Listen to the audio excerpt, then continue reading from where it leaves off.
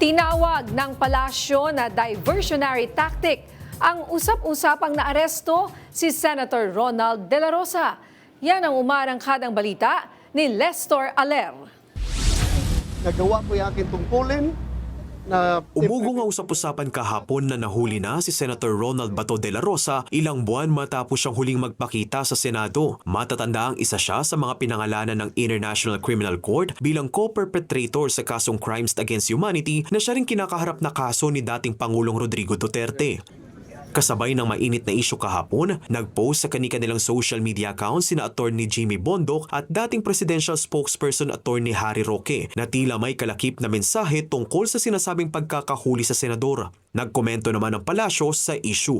Sinabi ni Presidential Communications Undersecretary at Palace Press Officer Attorney Claire Castro na walang laman at walang konteksto ang ipinapakalat ni Bondoc at Roque tungkol kay De La Rosa. Dagdag pa ni Yuse Castro na may timing ang pag-post para matabunan ng mga naisiwalat ng Commission on Audit sa nagpapatuloy na impeachment trial ni Vice President Sara Duterte tungkol sa paggasta ng confidential funds. Aniya, diversionary tactic ang ginawa ng dalawang kaalyado ng Vice-Presidente. Pinabulaanan naman ni Interior Secretary John Vic Remulla na naaresto na si De La Rosa. Sinabi ng kalihim na wala silang impormasyon sa sinasabing paghuli sa senador at pagdadala umano sa kanya sa ICC. There's been no arrest for Senator Bato. Okay. There's been a lot of speculation na nahuli siya and it's being whisked away to the Hague. Hindi po totoo yan.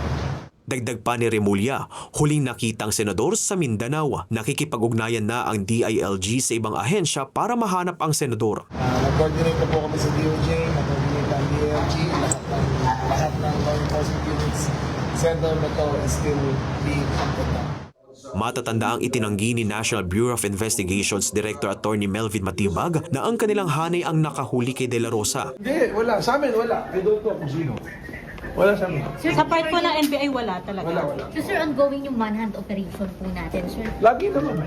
Wala ring impormasyon ng Philippine National Police sa kinaroroonan ng senador. Ako si Lester Aler ng PRTV News, nagseserbisyo para sa Pilipino.